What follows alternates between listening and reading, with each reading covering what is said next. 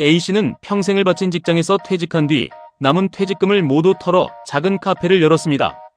직장인 시절에는 내 가게를 가지는 것이 오랜 꿈이었고 열심히 하면 남들만큼은 벌 줄 알았습니다. 하지만 문을 연 지 2년도 되지 않아 A씨는 결국 폐업 신고서를 작성해야 했습니다. 매달 나가는 임대료와 인건비 그리고 대출 이자를 감당하다 보니 수중에 남는 돈이 단 한 푼도 없었기 때문입니다. 이것은 단지 A씨 한 사람만의 불행한 이야기가 아닙니다. 지난해 대한민국에서 폐업 신고를 한 자영업자가 사상 처음으로 100만 명을 넘어섰습니다. 1995년 관련 통계를 집계하기 시작한 이래 단 한 번도 보지 못했던 충격적인 숫자입니다. 지금 골목길을 걸어가다 보면 한 집 건너 한 집이 임대문에 문구를 붙여놓은 모습을 쉽게 볼 수 있습니다. 대부분의 사람들은 이 비극의 원인을 고물가와 고금리 그리고 지독한 경기 침체 때문이라고 생각합니다.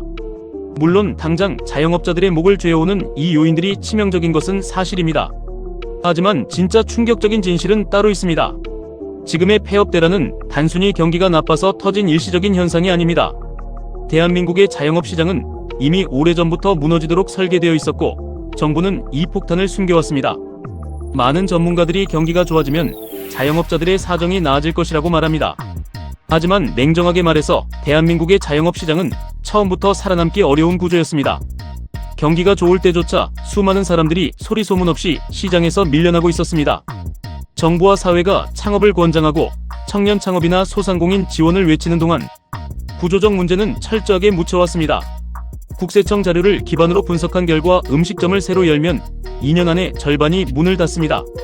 지금 여러분의 동네 골목에 새로 생긴 식당이 10곳 있다면 2년 뒤에는 5곳만 남는다는 뜻입니다. 심지어 1년도 버티지 못하고 간판을 내리는 생활 밀착형 자영업자가 무려 22%에 달합니다. 새로 시작한 4명 중 1명은 첫 해의 겨울조차 맞이하지 못하고 무너지는 것이 냉혹한 현실입니다. 시간을 3년으로 늘리면 생존율은 급격하게 떨어지고 5년까지 버티는 자영업자는 30%도 채 되지 않습니다. 매달 안정적으로 월급을 받는 직장인들이라면 도저히 상상하기 힘든 잔인한 생존 게임입니다. 여기서 우리는 근본적인 질문을 던져야 합니다. 왜 이렇게 많이 망하는 것일까요? 이유는 아주 단순하고 명확합니다. 가게를 차린 사람이 너무나도 많기 때문입니다. 한국개발연구원 KDI의 분석에 따르면 현재 대한민국 자영업자는 경제적 적정 수준보다 약 175만 명이나 과잉 공급되어 있습니다. 지금의 자영업 시장이 균형을 잡으려면 전체 자영업자 수를 10%포인트가량 강제로 줄여야 한다는 결론이 나옵니다. 이미 도소매업 분야에서만 60만 명이 넘는 사람들이 초과 상태로 경쟁하고 있습니다. 음식점과 숙박업에서도 무려 35만 명이 넘는 사장님들이 서로의 살을 깎아먹으며 버티고 있습니다. 시장의 전체 파이는 딱 고정되어 있는데 참가자만 끊임없이 늘어나는 구조입니다. 상황이 이렇다 보니 가게 문을 열어도 개별 사장님이 벌어들일 수 있는 기대, 수익은 애초에 낮게 책정될 수밖에 없습니다. 대한민국의 창업률은 OECD 회원국 중에서 언제나 최상위권을 달리고 있습니다. 그러나 동시에 창업기업의 생존율은 OECD 최하위 수준을 면치 못하고 있습니다. 가장 많이 창업하지만 가장 빨리 사라지는 나라라는 불명예는 결코 우연이 아닙니다. 너무 많은 가게가 난립하다 보니 필연적으로 더 많은 사람이 더 빨리 상처를 입고 쓰러질 수밖에 없는 구조적 덫에 걸린 것입니다. 우리나라의 전체 취업자 중 자영업자가 차지하는 비중은 약 20%에 육박합니다. 미국이나 독일, 일본 같은 주요 선진국들의 자영업자 비중이 10% 내외인 것과 비교하면 2배 가까이 높은 수치입니다. 시장이 과포화 상태이다 보니 골목마다 치킨집과 카페가 넘쳐나고 손님을 나눠 가질 수밖에 없습니다. 어떤 이들은 텔레비전에 나오는 대박 맛집을 예시로 들며 노력하면 성공할 수 있다고 말합니다. 하지만 그것은 아주 극소수의 예외일 뿐이며 예외적이기 때문에 방송에 나오는 뉴스일 뿐입니다. 5년 생존율이 30% 미만이라는 통계는 나머지 70%가 운이 나쁘거나 노력이 부족해서 망한 게 아님을 증명합니다. 그들은 단지 처음부터 정상적인 소득을 올릴 수 없게 설계된 과잉 공급의 늪에 빠져 밀려난 것뿐입니다. 실제로 우리나라 개인 사업자 중 한 달에 100만 원도 채 벌지 못하는 비율이 전체의 75.7%에 달합니다. 가게를 운영하는 4명 중 3명은 한 달 내내 땀 흘려 일해도 최저임금의 절반도 가져가지 못하는 상태입니다. 매일 아침 문을 열고 밤늦게까지 손을 부르트며 일하지만 매달 적자를 보지 않으면 다행인 날들이 반복됩니다. 그런데 여기서 정말 중요한 의문이 생깁니다. 이렇게 망할 확률이 높은데 사람들은 왜 계속 자영업으로 뛰어들까요? 그 대답은 너무나도 가슴 아픕니다. 자영업 말고는 대한민국에서 갈 곳이 없기 때문입니다. 우리 사회에서 직장을 잃거나 은퇴를 하고 나면 다시 취업 시장으로 들어가는 문은 굳게 닫힙니다. 결국 생계를 이어가기 위해 선택할 수 있는 유일한 외길이 바로 자영업 창업인 것입니다. 이것은 한 개인의 무모한 도전이 아니라 우리 사회의 고용 시스템이 고장났음을 보여주는 명백한 증거입니다. 정부는 자영업자들을 보호하기 위해 실업급여를 주는 고용보험 제도를 오래전에 도입했다고 자랑합니다. 하지만 이 제도의 실제 가입률을 들여다보면 기가 막힙니다. 전체 자영업자 중 가입자는 0.8%에 불과합니다. 사장님 100명 중 1명도 가입하지 않은 유명무실한 제도를 정부는 대책이랍시고 내놓고 있었습니다. 왜냐하면 자영업자 고용보험은 가입 조건이 터무니없이 까다롭고 매달 내야 하는 보험료는 일반 근로자보다 비쌉니다. 반면 나중에 폐업했을 때 받을 수 있는 혜택은 일반 실업급여보다 훨씬 적습니다. 게다가 폐업으로 실업급여를 받으려면 6개월 연속 적자가 났거나 매출이 20% 이상 급감했다는 복잡한 서류를 직접 증명해야 합니다. 하루하루 먹고 살기 바쁜 사장님들이 이 무시무시한 행정 절차를 버텨내기란 불가능에 가깝습니다. 상황이 이런데도 정부는 국정감사에서 자영업자 고용보험 가입률이 1%도 안 된다는 지적을 받자 관련 예산을 오히려 삭감했습니다. 지원을 확대하고 가입을 독려해도 모자랄 판의 제도가 작동하지 않는다는 이유로 예산을 깎아버린 것입니다. 직장을 잃은 근로자에게는 최소한의 버팀목이 되는 실업급여가 존재하지만 폐업한 자영업자 99명은 아무런 보호막이 없습니다. 가게 문을 닫는 순간 수입은 정확히 0원이 되고 그들을 기다리는 것은 냉혹한 빚 독촉뿐입니다. 결국 폐업한 자영업자 중 상당수는 임시직과 일용직을 전전하다가 생활고를 이기지 못하고 다시 창업 전선으로 뛰어듭니다. 한번 망했던 사람이 똑같은 과포화 시장으로 다시 기어들어갈 수밖에 없는 잔인한 악순환이 통계로 증명되고 있습니다. 특히 50대 이상의 퇴직자들은 재취업 시장에서 완전히 소외되어 있습니다. 가족들의 생계를 책임져야 하고 당장 매달 나가는 고정비를 감당하려면 손에 쥔 퇴직금을 굴려야만 합니다. 기호식업이나 유통업 경험이 전혀 없어도 치킨집이나 편의점 가맹점 계약서에 도장을 찍는 이유가 바로 여기에 있습니다. 그들에게 자영업은 성공을 위한 기회의 땅이 아니라 벼랑 끝에서 매달려 있는 마지막 생존줄입니다. 실제로 자영업 창업자의 80%는 성공의 기회를 보고 들어온 것이 아니라 오직 먹고 살기 위한 생계형 창업이라고 답했습니다. 충분한 시장 조사나 철저한 경쟁 분석을 거쳐 사업 계획을 세울 시간적, 경제적 여유가 이들에게는 없었습니다.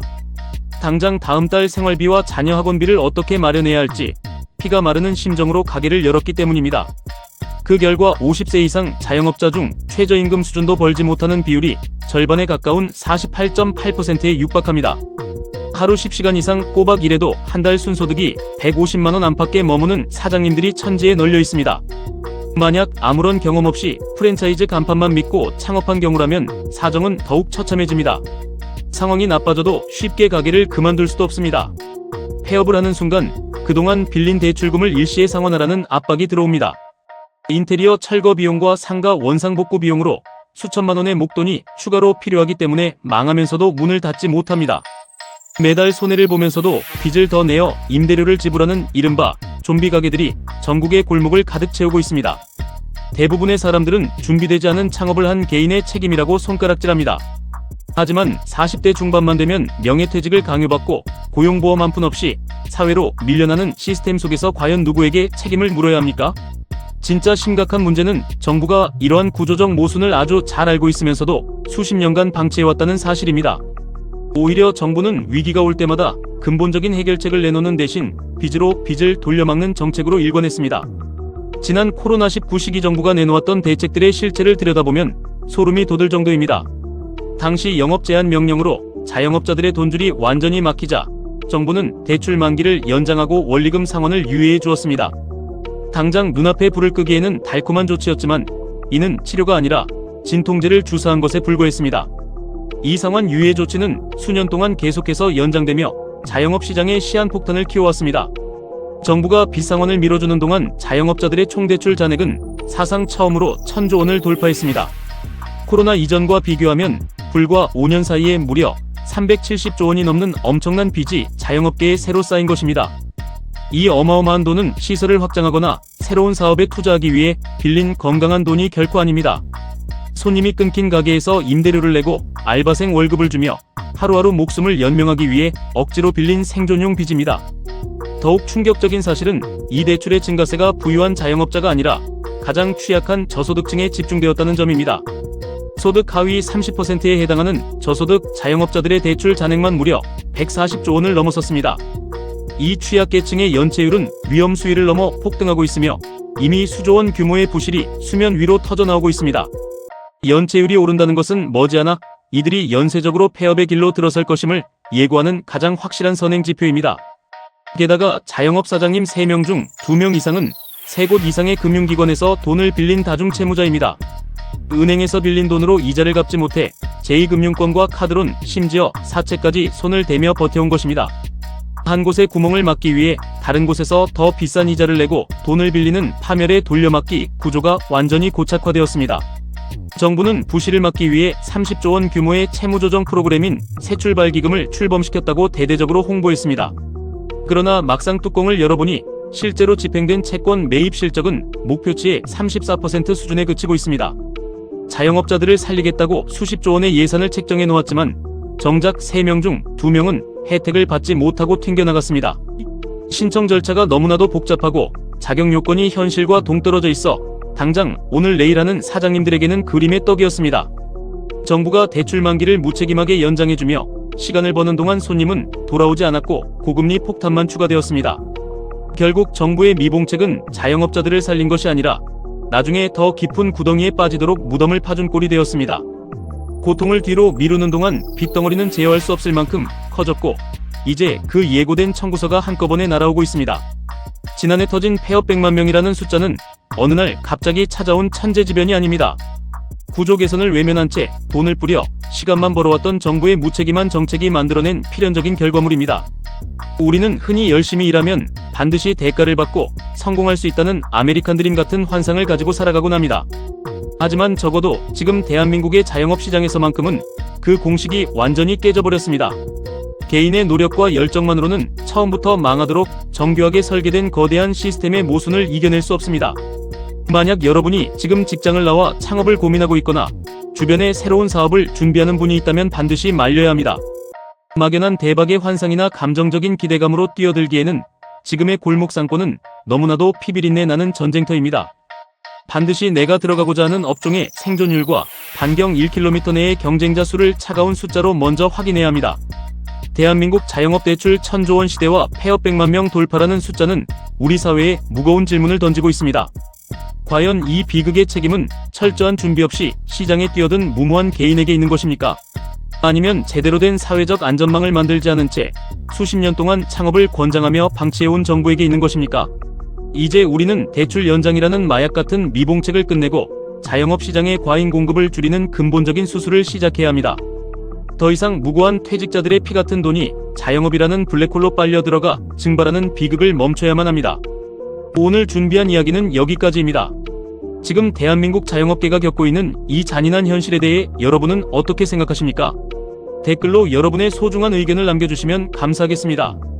영상이 유익하셨다면 구독과 좋아요, 그리고 알림 설정까지 부탁드립니다. 다음에 더 날카롭고 깊이 있는 경제 인사이트로 찾아뵙겠습니다.